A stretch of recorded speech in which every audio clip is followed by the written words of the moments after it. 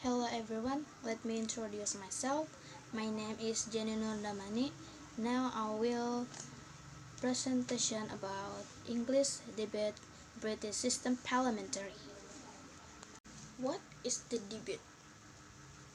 Debate is the formal discussion to deliver your argument about something and convince people or deliver your information. Jadi, debat itu adalah diskusi formal untuk menyampaikan argumen Anda tentang sesuatu dan meyakinkan orang untuk mempercayai informasi Anda. So, I will explain her about English debate from the British parliamentary system. Definition of British parliamentary debate. British parliamentary debate is a British parliamentary style system of English debate that focus on English language academic debate. Debat parlementer Inggris adalah sistem debat bahasa Inggris bergaya parlementer Inggris yang berfokus pada debat akademik berbahasa Inggris. In this type of debate, four teams competition to discuss new issue and develop strong argument or against and particular resolution or statement.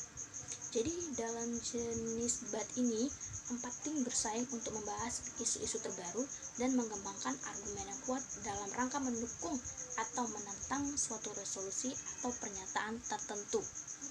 Parts of British system parliamentary debate. In British system parliamentary have 4 speakers, and each speaker will be given 7 minutes to present each argument. The first team is government. The government team is the party that address with the matter or mentioned being debate. Jadi tim government adalah tim positif yang dimana tim ini yang menyetujui suatu usulan atau masukan argumen yang diperdebatkan. And the second team is opposition. The opposition team is the team that will refute or reject the affirmative team's arguments. Nah, di tim inilah yang merupakan tim negatif yang tugasnya itu selalu menyanggah atau menolak setiap argumen dari tim government atau tim yang positif tadi. Next, the formation team in British parliamentary system debate. The first team is government. Government team memiliki 4 speakers, yaitu the first is Prime Minister. Speaker pertama ini tugasnya membuat kerangka debat seperti definition, background, dan sebagainya. The second is Deputy Prime Minister. Nah, speaker kedua ini tuh tugasnya untuk membuat sanggahan sebelum mempresentasikan argumen miliknya. The third is Member of Government. Tugas speaker ketiga ini adalah untuk membuat argumen baru yang didebatkan dengan sudut pandang yang berbeda dari 2 speaker sebelumnya. And the last is Government Whip. Tugasnya adalah membuat kesimpulan dari semua argumen debat yang telah disampaikan dari speaker pertama, speaker kedua, dan speaker ketiga. Next, the second team is opposition. Opposition team juga memiliki 4 speaker, yaitu the first is leader of opposition. Tugas speaker pertama ini adalah membuat kerangka debat yang menyanggah atau menolak dari argumen tim government. The second is deputy leader of opposition. Tugas speaker ketiga ini tuh sama seperti deputy prime minister, jadi dia tuh menyanggah dulu sebelum menyampaikan argumennya sendiri. And the third is member of opposition. Nah, speaker ketiga tugasnya itu juga sama seperti member of government. Dia itu juga membuat argumen baru dengan sudut pandang berbeda dari kedua tim sebelumnya, dari 2 speaker sebelumnya. And the last is opposition whip. Tugas speaker keempat ini tuh juga sama seperti government whip. Dia juga membuat kesimpulan dari semua argumen debat yang disampaikan oleh speaker 1, speaker 2, and speaker 3. So, sebelum kedua tim tadi itu berdebat, akan ada mosi or mention yang akan disampaikan terlebih dahulu. Nah, mosi itu adalah topik debat atau pernyataan. Pernyataan yang nantinya akan menjadi pemicu perdebatan antara tim government and tim opposition. Adjudicator. Adjudicator itu adalah juri, and the function of adjudicator is to judging how the debate trends. Jadi fungsi adjudicator ini tuh untuk menjuri dan mengatur jalannya debat tersebut.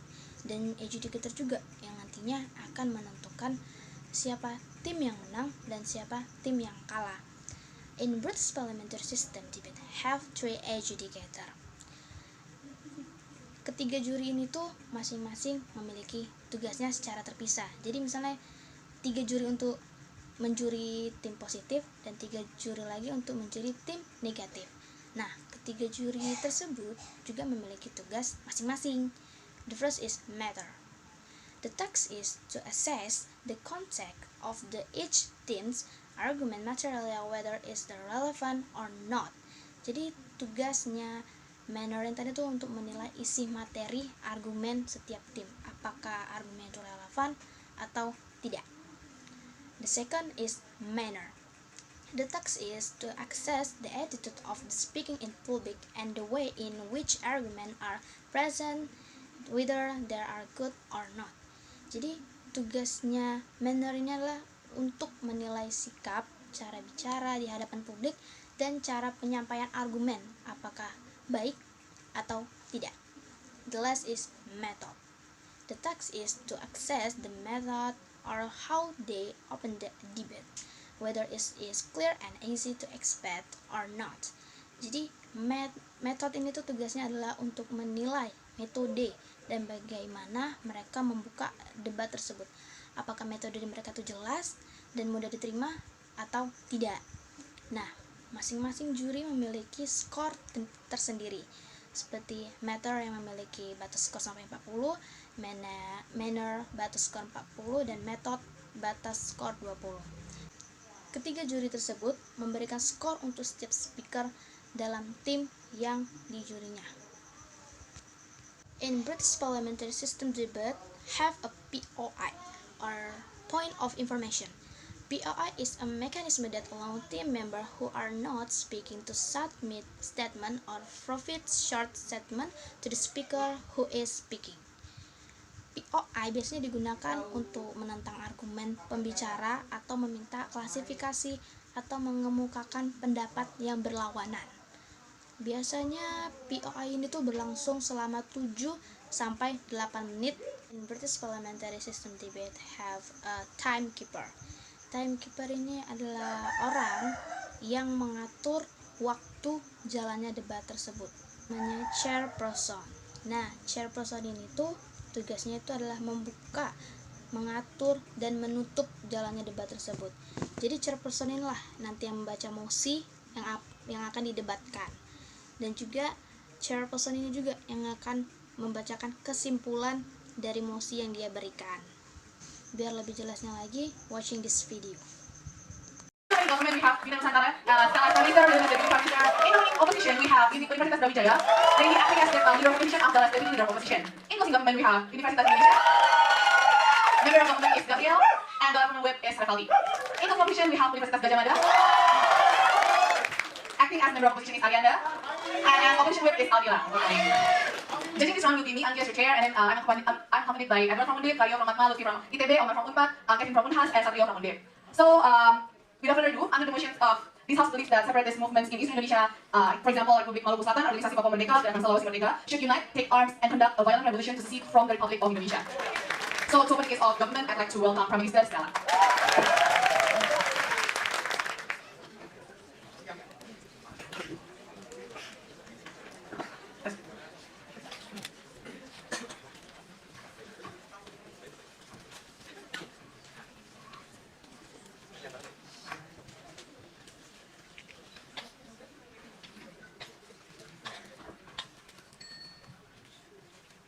We have sat down and wait for Indonesian people to come as our white savior, but it will not happen. We're still being discriminated. We're still going to be oppressed anyway. We think it's time for us to send a new narrative to them. Let go, because we're different and you will never be able to understand us anyway. That's why we think it's important. When you know that you're different and you will never ever become unity anyway, that's when we can have a violent revolution. So we'll put a model in mind in opening government. Firstly, we will attack on any kind of Indonesian border that we see. Secondly, we will also make sure that we keep reminding them on all human rights violations that they have committed to us, be it killing us in our villages, even though we're only peaceful human beings, just like Japanese, just like other Chinese, just like that. We need to remind them that we will not back down. And we think the question on whether or not they will unite is that they will unite, Mr. Madam Chair, because these Eastern Indonesian people most likely share the common characteristic of being colonized by the state of Indonesia, and therefore we think they will be able to unite. And the next step after that secede is to be discussed. Whether or not they will make new federal state, or whether or not they want to make independent state, that's another debate. But the question will be whether or not it is justified, and whether or not it will be effective for you to do violent revolution, which I think is very important. My first issue on how our current status quo will never work if you only rely on yourself or on Indonesia. My first issue on how it will not work if you work by yourself. The most ideal way for you to secede is to have diplomacy. And current ways of Eastern Indonesia, we have Melanesian country, i.e. New Guinea, i.e. Solomon, and other like Melanesian countries, right? Which have like different characteristics with just different, which is our Malay. We think like this is our very like good chance for us to get diplomacy and economic ties. But guess what? Because Indonesia right now is already being registered in MSG as an observer, Papua or other Eastern country cannot apply independently to MSG, meaning that they only rely on Indonesia as their umbrella, but not being able to pursue the economic ties, to pursue the diplomacy ties, because simply Indonesia is only a member state. Because again, Indonesia is not fully Melanesian. Therefore, the MSG is reluctant to give us the full membership towards Indonesia. What does it tell you? It tells you that you cannot pursue your own diplomacy just because you're still in the same umbrella as Indonesia to begin with. Therefore, it is impossible for you to have a utopic heaven of having economical ties towards them. That's why, in the case of first diplomacy, it cannot work. But secondly, what have we tried as Eastern Indonesian people? We have tried to do non-violent protests. Because unlike popular opinions, we are as civilized as what you might want you to believe in, right? But what do we get after we do non-violent protests by our movement? We got arrested just because we have different race, just because we have different skin color. What does it tell to you? It tells to you all along with the excessive force, not only in Indonesia and in Jogja, for example, our love to Indonesia is not being reciprocated because simply we're different from them, and that's why we're always being talked like a bad name inside of them, right? It tells to you that non-violent protests do not give us love back from Indonesia. That's why we think if you rely on ourselves as Eastern Indonesia, we will not go anywhere. But we have our second hope, which is Indonesia. But we will tell you why then you will not get your independence and your ideal economic situation if you only rely on Indonesia. The reason is simple. Because Indonesia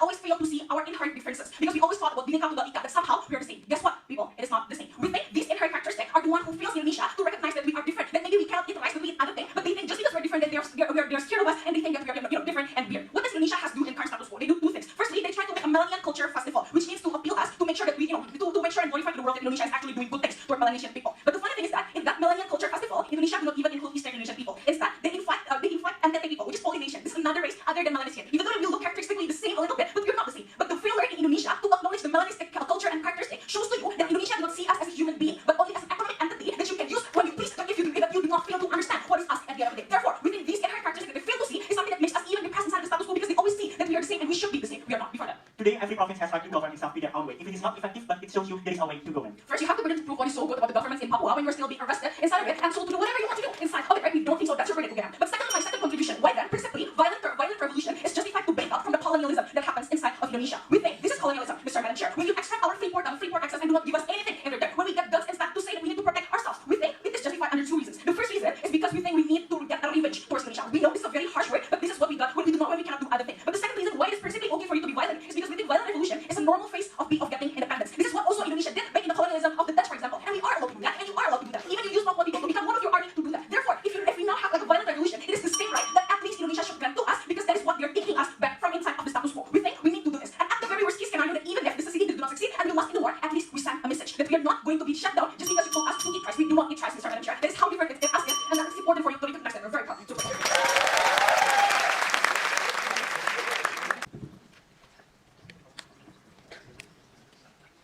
We agreed to unite as a various separatist movement in Eastern Indonesia, but with these unifications, what we want, we also want independence. But what we want to pursue is not through violence, just like what opening government want, but these unifications could be utilized as capitals to make a constructive engagement even more with Indonesia, right? So what we're going to do in opening oppositions is that we will still stick in status quo. We're doing constructive engagement, but we are going to unite. So the following actions that we're going to do is we're going to campaign what is basically we want. We're going also to at the same time educate the society within this area what is basically the benefit when you are gaining independence from Indonesia, and at the same time we're also going to create petitions to call for referendum, right? Which at the end we think when it is already being complemented with educating the society, the result can be the capital to show to Indonesia that it is really within our demand to be independent from Indonesia, right? So we're not going to we are also going to accept the idea that we have to be just being utilized as an icon in Indonesia. We also want independence, but this unification should be utilized as a way to create a constructive engagement, right? So firstly, what I'm going to my rebuttals will be integrated in my cases. Firstly, what I'm going to prove to you, their proposals will only cost us an internal and also external support, which we think prevent us furthermore to gain independence from Indonesia, right? Firstly, let's talk about internal support. We think we think it is within the interest from separatist group to also make sure that there is always an internal support from the society on the ground, right? Which is all populations who live within our area, right? Because once we gain independence, they're the ones who are going to be governed by us. So we think it's better if they are in favor with us. We want them to understand the reason why we want to gain independence, right? Firstly, first characterizations, right? There are some of them who are disagree to separate because they do not feel like our justification is enough. They feel like there are still benefits in joining with Indonesia, right? And we do feel bad for them because what they enjoy is basically only a minimum standard of living and also a minimum standard of protections, right? We think this type of people who are disagree with the idea of independence would even more disagree with us when we conduct the violent actions just like what they want, because finally they see that basically it's better for me to stick with the idea to stay in Indonesia and vote no for the referendum due to the fact that my possible government in the future is violence. No, thank you, right? Now secondly, there are people who are already also in favor with us, right? We think it also would make them turn back from us because finally what we do is just the same from what they do not like. So what they do not like is basically the oppressions and also the use of violence against certain groups. But what we do is basically reflecting the same way we do not like to be treated with, right? So we think at the end, in their side, we're only going to lose all of the internal support, right? What was very harmful with this? This losing internal support and the dissenting opinion from our society would we're only being capitalized even more by the Indonesian government to make sure to show that basically our movement is not justified at all and does not reflect what society wants. All right. Now, thank you. Secondly, let's talk about the support from the outside. Let's talk about what they say like MSG, where we already when we already gained the seat as an observer, right? We think it's even better for us to pursue constructive engagement because it can be used as a political capital for the not only for MSG but also for another actor who are probably want to support us because they see that we are being consistent in saying that we want independence, but not in saying that we have violence and not perpetrating violence even more. So at the end, in our side, what you will get when we unify and using constructive engagements is the internal but also external support because we have this political capital. Yes, constructive engagement to separate is utopic because Indonesia still need our resources. They will not dare to give us referendum for the thought of losing their particular resources. Well, basically, we also do not see why then they also have the burden to prove why then when we destroy all of the things and also we destroy all the infrastructure, finally Indonesia want to let go of that particular resources, right? But at least what we're trying to do, even though the progress is very slow, at least we can get the result of the referendum who says that we really want to separate from Indonesia, right? But secondly, what I'm going to prove to you how it's not worth it for us to go full war against Indonesia, and these violent revolutions will only harm us, right? Because at the end, when this is being conducted, if this is being conducted by the unification on us, we think it will cause so many lives and also it will cause so many destructions, and we think it will only justify aggressions even more against us because right now we are being considered as a threat of a national security, and not to mention we're still an illegal armed group, right? So in their side, when we are being arrested only in their side when they complain that we are being arrested in status quo, in their word, it's even harmful because maybe it's justified to kill us because they consider us an illegal armed group who are threatening the national security. So we don't think it works the cause, right? But moreover, we think it will only even though at the end in their side we can also do a call for referendum, even though the vote is also saying that we want to separate from Indonesia. We think Indonesia will even more reluctant to give us independence because they do not see us as a capable actor who are able to govern peoples due to the inherent nature of us who are using violence. So they will argue that we're just the same, just like we're complaining about, right? So we do not like that. What opening opposition has proved to you, we need to create change from the within. We need to win people's heart, and we don't think we can win by destroying buildings, by going full war with Indonesia. We oppose.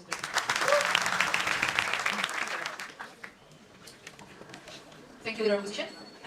Now to what does closing government envision in our side? We envision first of all a new state, but even if we cannot achieve that, we envision a way much better treatment from our government, ladies and gentlemen. Therefore, an additional forms of mechanism that we will bring forth in today's debate is threefold. First, we will explicitly unite all power, all three powers. We're going to unite the arms, the people, the farm. Like many rebel groups in the Eastern, we can pledge allegiance to ISIS, therefore have equal resources distributed in order to conduct a certain revolution. Secondly, we also agree with opening government. The aftermath of this will be discussed. Third of all, we will attack strategically the government institutions, the media, ladies and gentlemen. It's going to be similar to a form of coup, and therefore we will then be able to gain the leverage. We will then be able to declare that we want secession and will not be taken lightly by the government, ladies and gentlemen. We will declare independence like what we did in 1945, like what we did back then. But lastly, and more importantly, we're also going to coordinate and plan the attacks simultaneously in all three areas, ladies and gentlemen. I'll further illustrate why it's important in my form of contribution. But before proceeding to that, right, we think that OO needs to indicate whether the current momentum is in our favor to exactly make sure our demand is being granted by the government, right? We contend that no. Currently, Wiranto is being elected, ladies and gentlemen. The fact that all the anti-joke is causing havoc means it's most likely for the government to continuously shove the problem under the rug. So we think that going soft will not do in order to make sure our demands are actually being heard of, because exactly all of these, the current momentum is exactly in favor of making sure that the government is able to bring us further down. That's why we argue it's best for us to just exert as much power as possible. I'll further argue why it's strategic and therefore again the best result for us. Look, referendum in the past was rigged, ladies and gentlemen. Therefore, it's likely to happen right now anyway. It's therefore important for us to regain our democracy, which was then robbed during the age of hard living, in which many military was put out in West Papua, and they were shoving guns on our people's head, telling us to vote for staying inside Papua. Ladies and gentlemen, it makes you feel that democracy was indeed robbed, and we do have the right to make sure that we're gaining it back right now. Because consider the fact that we were not represented in the past, ladies and gentlemen. Right now, the fact that we do not agree to the constitution and to the legal system and to the authority that is now governing us, we argue, ladies and gentlemen, that we were not represented, and therefore we must be able to become the representatives of our own, ladies and gentlemen. Because the constitution that we reside under currently are created by oppressors. These are even oppressors that's recognized by the international community. Consider the fact that even Wiranto in 2003 was called by UN as a war criminal, but he never answered the call to come to the quiet trial, ladies and gentlemen. And it is that it's actually exactly the reason why we must regain it back, ladies and gentlemen. And therefore, most importantly, CG will be the one who tells you one of the biggest issues in today's debate, right? I'm going to talk to you about why this is going to work out at the end, ladies and gentlemen. Look, we think that it's going to work out due to two false reasons. First, we're going to combine our military in three different locations, right? Not to mention other areas also on secession. We think that considering the fact that in the past our attacks were scattered, but never coordinated and never conducted at the same time, we believe that the military will then have this coordination under their own, ladies and gentlemen, will not be able to counter the massive power coming from us, ladies and gentlemen. They will not be able to see it coming. What does this mean? Secondly, we think that the social capital, therefore, for our success during the coup as well as after the coup will be larger. Why? Because we will be seen as a force that's unstoppable, ladies and gentlemen. It's likely for people to want to side with the winning side, ladies and gentlemen. Therefore, you must understand the characteristic of these Papuan people. Actually, they're afraid of speaking up, right? Because they don't think that the people who is now representing them, OPM and so on, has the capacity to actually take back the state back, ladies and gentlemen. Therefore, we contend if we're actually uniting with all three powers, ladies and gentlemen, we'll have very strong perception towards society that we are going to succeed this time. It's no longer going to be just a poke inside the government system. It's going to be a total revolution, which you as a society actually wanted to begin with. Because the hatred and the sentiment towards the Indonesian government is that dire, ladies and gentlemen. They will most likely be willing to join our cause. Because in the past they were scared because it's as simple as demonstrating and the government can just kidnap you and put you in jail, ladies and gentlemen. We think that if they were deterred by that, we argue that our new mechanism will be able to make sure that they're willing to join our cause. Because it's not just that, ladies and gentlemen, not during the time, right? You've seen examples of why Turkey could fail, right? Because there's no human resources there. But further, we also think that a certain degree of legitimacy needs to be added to the newly crowned state, ladies and gentlemen, in order for us to be able to make sure the Indonesian government will not easily poke us back. And there's also going to be international recognition because we are always constantly on our side and defending our value and defending the cause of Papua to begin with. Therefore, considering all of these, ladies and gentlemen, things, we argue that then we'll be able to truly establish what we want on our own. First, we're going to have completely clean state. For example, we want a traditional way of life. That's why we hate the press of Netherlands, Australia, Indonesia. Secondly, of course, we'll have full control over our resources that's currently extracted, ladies and gentlemen. More prosperity for our own. But lastly and more importantly, we argue that we're going to be able to protect the Papuan inside of our jurisdiction, ladies and gentlemen, because that's what we've seen right now. Even Papua is subject to sentiments, ladies and gentlemen. We contend that after all this happens, there will most likely be more sentiments for the most conservative parts of Indonesia who hate the Papuans to begin with. Therefore, we must be able to protect the even outside of jurisdiction, for example, by actually having our military, our advocacy outside of our state, of our nation. This, ladies and gentlemen, will lead to success, and it's only the parameters of a cohesive government will lead to that. But secondly, in the scenario in which we fail, at least our voice will significantly be heard, and that's what we want to do. creating on media. I'm willing to show it. However, this will be an important issue to discuss. Secondly, the government is unwilling to pursue it, ladies and gentlemen. Look, we are actually regressing in terms of human rights. We're not free. So, your private shop and easy constitutions are tweaked to make sure that freedom of expression is not accepted to its fullest extent. That is why we argue, ladies and gentlemen. You must understand that the current demography is actually shifting, right? The progressive parts in Indonesia are actually more willing to speak up. However, we argue that the current progressive part generation is not yet having the fullest capacity to make sure the discussion surfaces, ladies and gentlemen. Because there is always way for you to shove the agenda down, ladies and gentlemen. But by this, we argue that media will be willing to cover it. The agenda will be put upfront. Therefore, the discourse will lead to more tangible effects. For example, from decentralization, fair election, or even more budget allocation, which will at the end of the day fulfill the basic needs and demands of us as a democratic society who wants the best out of democracy that Indonesia is offering us right now. Then we will be able to at least be okay with the situation of staying inside Indonesia if all these discourses surfaces and able to push the government to want to discuss all this and bring benefit for us as well. Thanks. We've tried to talk about referendum in 2011 in Founders Trophy, ladies and gentlemen, but that discussion stays inside the debating chamber and not outside. The discussion doesn't go to legislative bodies, the discussion doesn't go to executive bodies. The reason for that is not because Indonesians are good to us, ladies and gentlemen. The reason is that Indonesia does not care about us in the current state school, ladies and gentlemen. Stella already pointed out to you lots of examples on how Papua is being disenfranchised by the Indonesian government, who are very Japanese-centric. I'm really sorry to say this, but yes, it's the truth, right? But what Lady seems to say in her speech is that, you know what, we should be good to them because there's no other way, ladies and gentlemen. We don't think that is the path that we should have taken in today's debate. So, what basically the opening opposition wants, right? They want constructive engagement. I'm going to prove to you why it doesn't work. Because the bargaining power of Papua inside of Indonesia is inherently going to be different, ladies and gentlemen. Because hierarchically, legitimately, Indonesia is more legitimate as a political entity as compared to what they say, right? As compared to the West Papua Liberation Movement, just like what they say they're being considered as an illegal armed group, ladies and gentlemen. That is why our constructive engagement never works, because Indonesia knows that we have the bargaining position over Papua, ladies and gentlemen. And it is worse, right? Because Indonesia is trying to deliberately exclude Papua from all of the narratives that includes Indonesia. For example, when West Papua wants to become a member of the Malaysian Spearhead Group, Indonesia steps in and manicung those people, and so that Indonesia is being granted as an observer, so that West Papua cannot directly apply again, ladies and gentlemen. Indonesia doesn't do this because they feel like they have a Melanesian identity. They just do this because they want to piss off Papua, ladies and gentlemen, to keep them from being exposed to the international community and to keep them from being exposed to the Western society, ladies and gentlemen. That is the thing that we don't want under ourselves, and we think that should change. But constructive engagement can only work better under our house if you have violent separation, because only then you're going to give them a threat, ladies and gentlemen. You're going to give them a threat towards Freeport, a threat towards their presence, and a threat towards all the benefits that you can only get inside of Papua, inside of Papua and other Eastern Indonesian areas, ladies and gentlemen. That's the only time where constructive engagement can work, because now we elevate the bargaining position of Papua, ladies and gentlemen. That can only happen under our house. They need to prove why suddenly constructive engagement is good and can happen to begin with. But secondly, they say, you know what, we have autonomous regions already, ladies and gentlemen. Well, the reason why autonomous regions doesn't work is that inherently, after the independence, there is an inherent inequality between areas, and the Indonesian government knows this as well, ladies and gentlemen. But they keep to turn a blind eye towards this. That's why we're very sorry that the Papua and Eastern Indonesian nations are one of the most impoverished areas inside of Indonesia, ladies and gentlemen. That doesn't happen because the government doesn't know. That happens because the government is negligent in and say that you can, it's good, right? Because now you're being governed by your civil leader and by your local leaders, ladies and gentlemen. We don't think that autonomous region is a trade-off towards all of our struggles and all of our hardships that already happens inside of the status quo, ladies and gentlemen. But then they say you're going to justify aggression against us, and therefore it's bad. Look, let's take a look at the comparative, right? Because in the current status quo, ladies and gentlemen, the Indonesian government has applied massive excessive forces towards all the people who want to separate inside of Indonesia, ladies and gentlemen. But they don't call that aggression. It's justified to begin with, ladies and gentlemen. People don't care about the aggression that happens to the Papuan people, ladies and gentlemen. So in this breath, we need to analyze what is good for the separatist movement, right? Do we want to lean in and to stay true to the narrative that we are just oppressed, we're just poor people and unmotivated people compared to the Japanese people, or do we want to change and we want to break down the system of the governments inside of the state school? We think that our side of the house provides betterment for the separatist movement at the end of the day, because we think that our side of the house is more likely to succeed, right? Because in the past, we are used to do sporadic movements inside of all of the areas inside of Indonesia. This doesn't work for two reasons. First of all, there are only small factions inside of one small area, so it's easier for the government to centralize their forces inside of this one area, ladies and gentlemen. Secondly, they're only characterized as people who have certain hardships and certain civil outbreaks, ladies and gentlemen. Those are only characterized as just an ethnic outbreaks, ladies and gentlemen. We think that under our side, where you have different provinces, different ethnicities under Eastern Indonesia who are already impoverished, you're going to create a narrative and you're going to create an excessive force that is against the Indonesian government to begin with, ladies and gentlemen. That can only happen if you do not and you take up arms and you decide to violence towards your opposition, which is the Indonesian government in its instance. That is what we say. In order to achieve the end goal of the separatist movement, you need to do this, because that is the only way you can get a force large enough to topple the Indonesian government at the end of the day. Yes, If Indonesia has deployed many army, it will be completely harder for you to create a united armed force and attack a strategic point at one time. Yeah, good. That's my worst case scenario. Okay, what happens if this doesn't work and the government retaliates? We think that it is also good to some extent, right? Because then there's a valid evidence that there is a repression for the state that is systematical, as opposed to just certain protests inside of the civil and ethnic outbreaks, ladies and gentlemen. Because the reason why Indonesia excuses themselves in the state school, they don't give enough budget for Papua, for example, is because they say we don't have enough budget, so we have to do budget cuts, for example, or we are currently progressing. But this progress has happened during the presidency of Megawati, SBY, and Jokowi, ladies and gentlemen. We say that those overpromises like the toll roads has never happened inside the state school, and that has never gained direct benefits towards Indonesia, like Eastern Indonesian people. Under our side of the house, we will create things like civil wars. We can see that. But at the end of the day, there will be a blow up inside of the media, and also there will be a blow up inside of the international world. And finally, there will be a discourse inside of the international society on what to do in this type of thing. That is how you can expose things like human rights violation as well towards these people, ladies and gentlemen. Because finally, the sheer force of a civil war is not something that the international community will turn their blind eye to. But we have already told you in principle why this is good. Because just like on how we have been colonized by the Dutch, the Eastern Indonesian community has been colonized by our people, ladies and gentlemen. And the fact that we can succeed by having a sheer force with Japanese, Sumatranese, Kalimantanese in order to fight against the Dutch, ladies and gentlemen, because the Dutch have oppressed us. We say that under our state school, where we have been colonized by the Indonesian government, we should also take up arms and do the same thing like what we did beforehand. Thank you.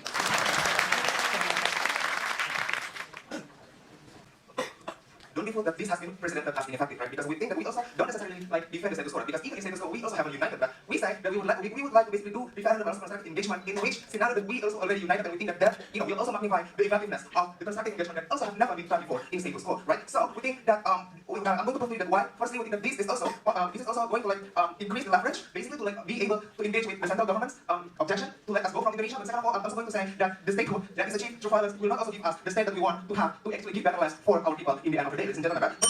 But second of all, we think that ladies and gentlemen, we don't think that Indonesia will also finally be seen as repressive the moment that Indonesia launched military attacks against our movement in the end of the day, ladies and gentlemen. Because in the end of the day, Indonesia will have even higher leverage since we are the ones that will be seen as terrorists, because we are the ones that initiate the war. We are the ones that initiate the violence and finally kill the citizens and also kill the military, the officers. Then Indonesia will cover as the good ones, ladies and gentlemen. And that is exactly because indeed the leverage that we have right now is lower, ladies and gentlemen. Since Indonesia is the state that we are the unauthorized movement in the end of the day. Because yet Indonesia has established image as well that they are already progressing to prosper Eastern Indonesia. It's like what we have right now, Jokowi, like the policies that focus on the development of Eastern Indonesia, and that's why Indonesia will be having leverage. So they point out that look, these Eastern Indonesian separatists are the ones that are terrorists and the ones that are bad, and exactly we're not going to achieve the statehood. We are not going to achieve the state that we want in the end of the day. Since we are going to lose so many costs from the violence of the retaliatory attack from the central government, right? So firstly, I'm going to talk about how referendum can also be able to increase leverage because it seems like the opening government, what opening government wants is basically leverage, right? Firstly, the reason why they, no, thank you, right? We think that referendum is important, right? To show that citizens also don't like to stay, and we think that this is exactly what we need to show to the central government. Because the reason why this notion of our demanding separation don't go to parliament and also discussion, because Indonesia always call our movements as not representing the majority of Eastern Indonesians, means that we are the minority that want to secede from Indonesia. We are called the terrorists, ladies and gentlemen. That's why we think that referendum is worth to try, because at least this referendum will also show the demands from the Eastern Indonesia to secede, but the comparative is that it is less cost of less, and we need to basically, they need to justify that why this cost is basically justified. We are going to lose the lives of the lives of the citizens, we are going to lose the military, the soldiers, all the important figures that we have right now, possibly, ladies and gentlemen. And we think that the result of the referendum is exactly like going to capitalize our constructive engagement, our effort in diplomacy, ladies and gentlemen. Because firstly, we think that Indonesia will also think that it is possible to still hold us back if we really want to succeed, given that the majority who wants to succeed, right? It is basically wasting to like still keep on providing services and helping them who meanwhile they don't want to like use our help in the end of the day. They don't want to use our like infrastructure that we build, etc. That's why in the end of the day, the voice of the mass will also be the bargaining position that we need to like create discussion within the parliament and also finally be able to let us join in this MSG, for example, or creating statehood. That's why we think that is going to be more strategic, ladies and gentlemen. Right? But second of all, I'm going to talk about the statehood through violence, right? Because we think that this is what they defend. Statehood through massive massacre over the citizens of Indonesia and finally making Indonesia feeling that it is basically like losing a lot. Right? We think that this is a conventional method that has also been tried by separatist movement in Indonesia. OEM also has done before, right? The government also has done before. Ladies and gentlemen. We think that even for example that does not change anything, because finally we also even be seen as the bigger threat of the majority of Indonesia, ladies and gentlemen, right? Because they will be like creating that look, we are recruiting Indonesian members to fight against the central government, and we don't think that it is strategic, ladies and gentlemen. And this is where I also would like to justify that it is strategic to consider there is retaliatory attack coming from the central government that is exclusively happened only under their side, ladies and gentlemen, right? Because even it hasn't presented the central government that does influence on Korea's military as well. It may, the violence may also cost Indonesian citizens, right? We agree on that because of, like you may like be killing the officers, for example, the citizens in the end of the day. But we think that this is exactly what we are talking about, that because we are the one that starting the violence, and the central government is going to be sadly having more advantage on like being official entity, for example, to like also get the foreign help, for example, like the foreign for example, to also like shut our movement down, ladies and gentlemen. And this is exactly why the cost is going to be for us as the movements that have to start to create statehood, ladies and gentlemen. What we will lose is that the human resources that you need to build the states, for example, ladies and gentlemen, because there are so many people that need to be killed. Maybe the important figures such as the minister that you have will also be killed in the hostilities, ladies and gentlemen. And we think that this is not exactly what we expect from the statehood that we will get from this movement of separatism, ladies and gentlemen. And that's why we have proven to you that basically we think that this is indeed a new proposal coming from us that we have never tried before. How we're going to like we are also like going to like cooperate with the Eastern politicians, for example, and that we also inform the citizens, the people that look, this is exactly the benefit that we have and that we will get from seceding from Indonesia, and that is the moment that if that is successful, for example, and these individuals, these citizens on Papua and also will also be informed and capitalizing our movement. And it is basically gambling on ourselves because we are merely forcing them without enjoying consent to join our movement to fight against Indonesia, and we think that this is not what we want as Eastern and Separatist movement, and also as for better life and also comfort for our people, support for us.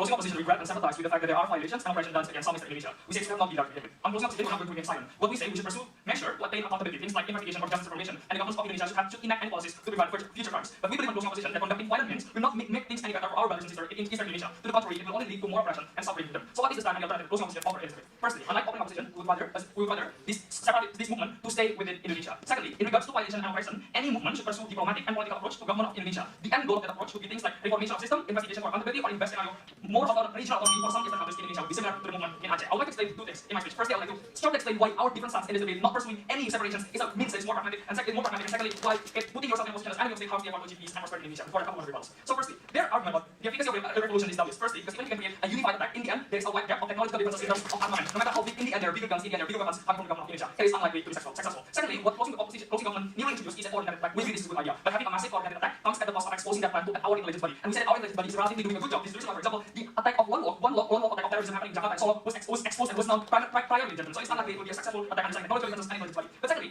they make a good argument about the worst case scenario. That in the scenario that they fail, there will be a push and incentive for government to change because there will be a pressure for international society. We have two responses. We say that international society is inherently or is prone to be biased to Indonesia. Because firstly, the fact that it is violence in itself becomes the reluctance for the international society to support the attack. This is the reason why, as much as international society hates the regime of Erdogan, because the fact that the coup was done with its violence, they are unlikely to legitimize and authorize that particular attack in judgment. But not in judgment, because it has interest to Indonesia. Indonesia is not an isolated small country. It is a growing economy who has economic prosperity, who has economic ties with the international society. International society would be reluctant to support the small minority movement judgment. Let's take the first argument why our line of argument is justified this way.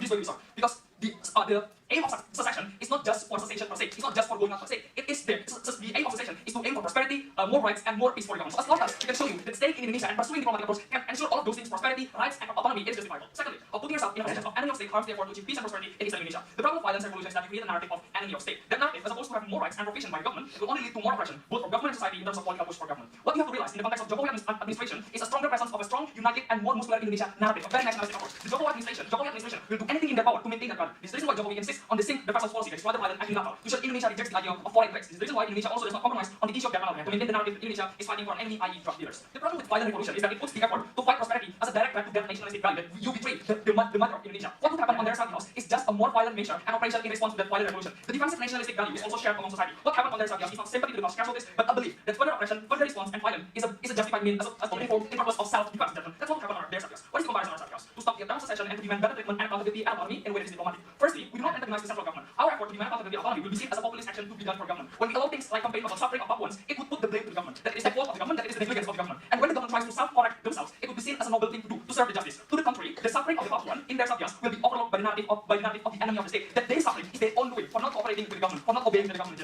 Yes.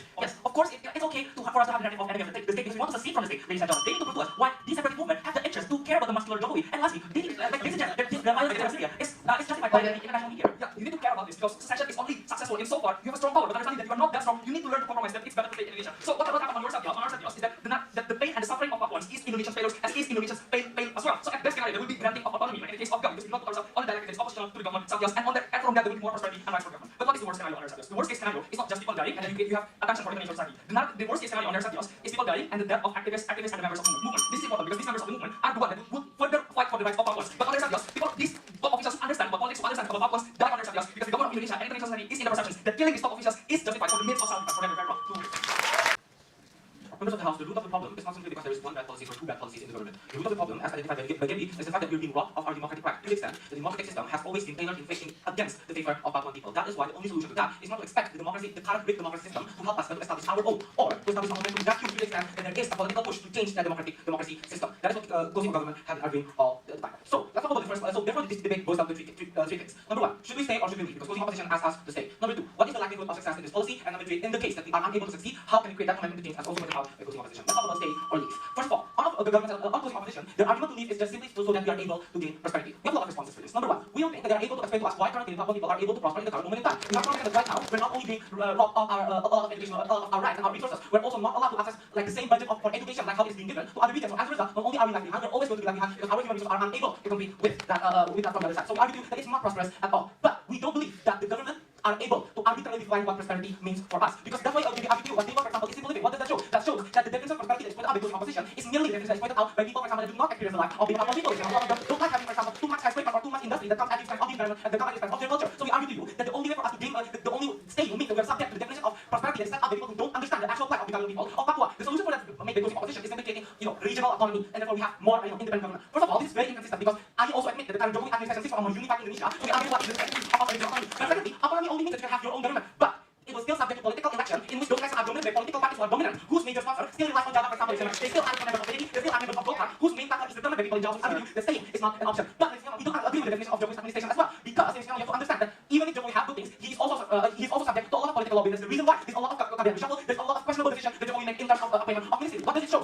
Even if there is a substantial change right now, it is not guaranteed at all, given the fact that Jokowi has changed his cabinet 3 times during the time that shows that we cannot trust the system right now to work in our favor. We have to establish our own. Let's talk about success rate, ladies and gentlemen. First of all, Gavi told you the importance of having people on the ground. It's not the purpose of having people is to gain momentum. What does it mean? When we create when we occupy a certain region and have all that people in the region understand and recognize us as their legitimate leader, then it will be harder for our national government to say that we're going to attack every one of you because now people are also helping defending the movement. For example, you gain legitimacy in the national community to the extent that it's harder for government to exert their power. That's why we argue that it's important to have people supporting us on the ground. But the current reason why a lot of people cannot support us on the ground is because the movement is not seen as strong enough, so the people would rather stay quiet and not do anything about it. Then we argue that the moment we get a coordinated attack, not only we get a stronger force, but we create a force that is considered as being able to win. And as a result, the people who did not affect anyone to say we're also supporting the movement that, for example, the military of Indonesia should no longer come here because we're already sufficient on our own. Then they say about technology. Look, we cannot even identify the attack as argue that it's not as effective as they are doing. Number one. But number two, when we attack institutions, we're also going to attack the military pangkalan, right? And as a result, we're also able to get those technologies, for example. That's how usually military coup happen, right? We don't attack malls, we attack strategic locations. And when we get all technology, we also jam the communication system. So, there's not no success. But the only way we can do it, like when we argue to create dispersion, the attack happens at multiple cities at once. That is the reason why government, because we're only attacking one city, it's easier to get resources there. But when we attack on different areas, it will be easier for us to make distractions the government are unable to respond in a timely manner. But what is government's response, ladies and gentlemen? When the people sitting up for this movement, they will not suddenly shoot us, right? Because the government still believes in the court proceedings, still in international law. That is why it's not parallel to sanction the ship. Because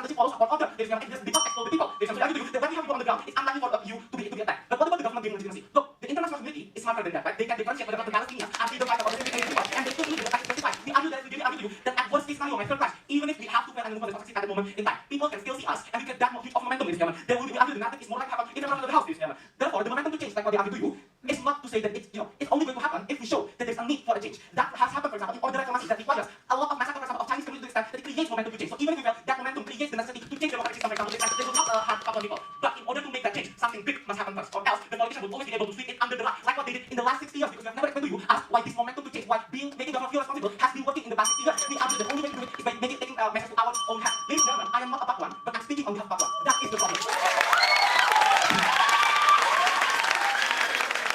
This is the structure of my speech. First half, I'm going to explain to you why the goal is better achieved in our proposal. Second, I'm going to prove to you why it will be worse off in the proposal if you go to the war, ladies and gentlemen. Look, first, by following the proposal, it will give prosperity and self-government for our business brothers and sisters. It is aligned with acceptable and rejectable right to govern. Something like Yogyakarta and Aceh are acceptable. Yogyakarta has its constitutional monarchy. Yogyakarta has its own law, culture, and a way of life, which can never be intervened by the central government. It is acceptable because you are not spreading toward Indonesia, but at the same time, you can do whatever the way of life you want. Look, we have been indoctrinated since our children that NKRI harga mati, that it is okay to kill them all for the sake of keeping them in Indonesia. But at the same time, we were indoctrinated that Bhinneka Tunggal Ika. That is the reason why people of Indonesia can accept that Aceh has its spatial autonomy, Yogyakarta has its spatial autonomy, way of life and such, but they are still a part of Indonesia. Because it's time for us to change our strategy. If we keep fighting, which already happened in status quo, negotiating, but on the behalf of the one to spread from Indonesia, it will never be tolerated. It's time for us to change the strategy that we want a more autonomous region. We want a way of life that cannot be intervened by the central government, which is proven acceptable. Ladies and gentlemen, look, Eastern Indonesia, they don't want Jakarta alike development. That's the reason they want to spread. They don't have no self-belonging and so on and so forth. Which can be achieved from a proposal. After you have a spatial region, you can choose your own leader, democratic or any ways that you want to. Your own law and your own money. In fact, in Aceh, they can distribute and own their own money without government intervention. And they own 90% of the money, which is something that the Aceh government wants and the Papua government wants. The reason why Papua hates Freeport, because Freeport is negotiated with the central government. It's only a matter of time that we change that it is the right of the Eastern Indonesia to negotiate, to take investment or not, ladies and gentlemen. Because we are more than willing to give you a right to do so. Ladies and gentlemen, that's why the problem with the status quo, which you never heard, because you put yourself as the enemy of the state, and you make yourself that you are unnegotiable. You are in the mind, in the hand of not Indonesia, but you are people outside Indonesia. It's even we change our strategy that we are about Indonesia and we want to negotiate. Go. Number one,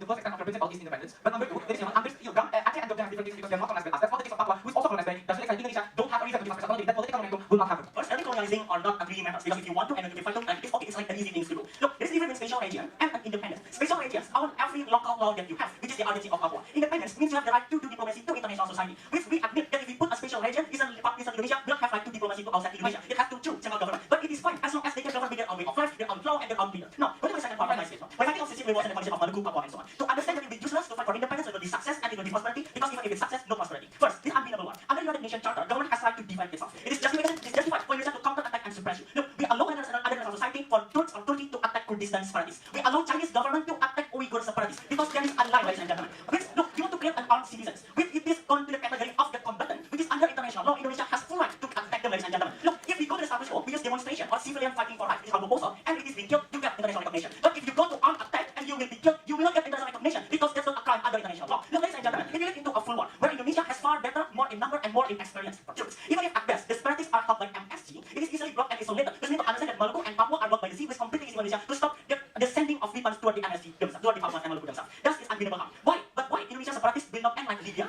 and Egypt when international society intervenes them? Egypt and Libya is intervened because there is a crime against humanity, killing in civilian in an excessive number, which is justified under international law. Indonesia's separatists should go into category like Kurds in Turkey and Uyghur in China, with no killing of civilians in a massive number. Ladies and gentlemen, even if there is a media discourse, look, the same goes as well to Kurds in Turkey. No progress at all. Uyghur in China, no progress at all. The peace of Palestine. Look, in Palestine, we're still fighting. It's an endless war, ladies and gentlemen. I don't get why the separatists is better. We think injustice is better than war. Look, even if they successfully succeed, it will give you prosperity. But you need to stop living in that night. Independence doesn't mean prosperity. South Sudan, go have independence from Sudan, no progress, no prosperity. Why is that fighting to end this separatists to end the same? They are geopolitically unfortunate because they are highly depending to Indonesia in food, energy, oil, and so on. If you spread Indonesia can easily block you. Second, Indonesia is very powerful to MSC. Fiji and Papua New Guinea are dependent and allies Indonesia in economy, which Indonesia can stop all the negotiation and help for MSC. Yes, we will create only into unprosperity while you fail to govern yourself and we look into another after senior. Thank you.